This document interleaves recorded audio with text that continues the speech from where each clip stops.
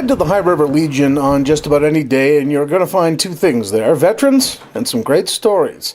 The High River Legion is a repository of knowledge and even some wisdom from those who make regular use of its facilities.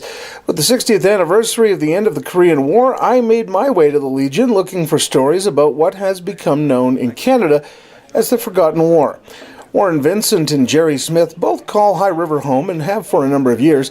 Vincent, from northern Alberta originally, says even 60 years later, some memories of Korea remain fresh. But there's things you never forget. It's true. I try not to remember too much of it. Some of it was good times, some of it was bad. But there's nothing in particular really that keeps coming back.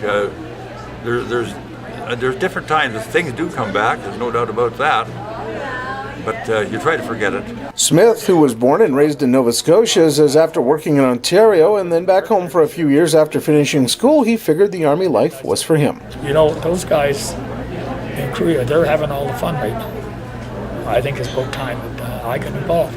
So I called up my boss on a Sunday night. I was supposed to go back to Halifax to work on buildings. The next morning I said, I want to ride to Halifax tomorrow, but I said, I'm not going with you.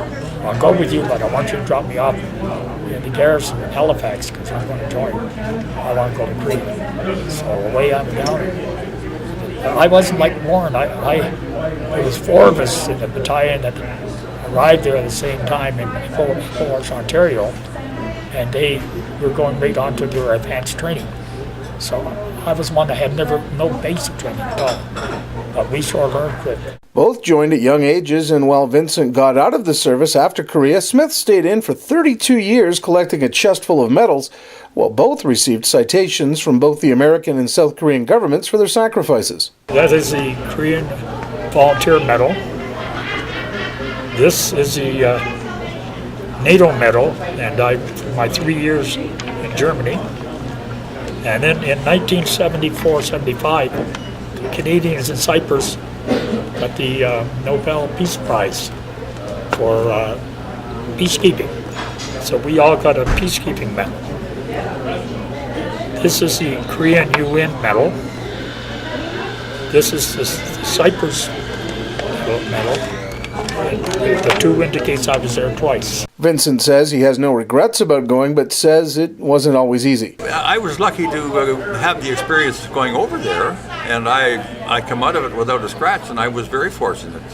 There was some of my friends that didn't. Yeah, there's no doubt about that. But we never had too many casualties, but we had a few. Yeah. Vincent says he still runs into many Korean War veterans around the foothills. There's a few around, not too many, but I'm a member of the Lord Strathcona Horse Association, and I do take some part in it. Not that much, but there's some of my old friends that I still see. There's most of them are gone, but like this fella here, I talked to him, and there's March back in here, and here's another one here, and Gerry Smith, and there's Ron Mundell, he's another Korean vet. Pete McCartney lives in Polo Park, he's another Korean vet, he was the Navy. There's quite a few of us still around. Both were asked about their thoughts in regards to the tensions right now between the North and South Koreas, and both agree the North is to blame and needs to change. It's very scary